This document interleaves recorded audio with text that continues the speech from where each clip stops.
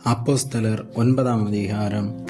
சவுல் என்பவன் இன்னும் கர்த்தருடைய சீசரை பயமுறுத்தி கொலை செய்யும்படி சீறி பிரதான ஆசாரியரிடத்திற்கு போய், இந்த மார்க்கத்தாராகிய புருஷரையாகிலும் ஸ்திரீகளையாகிலும் தான் கண்டுபிடித்தால் அவர்களை கட்டி எருசலேமுக்கு கொண்டு வரும்படி தமஸ்குவில் உள்ள ஜெப ஆலயங்களுக்கு நிருபங்களை கேட்டு வாங்கினான்.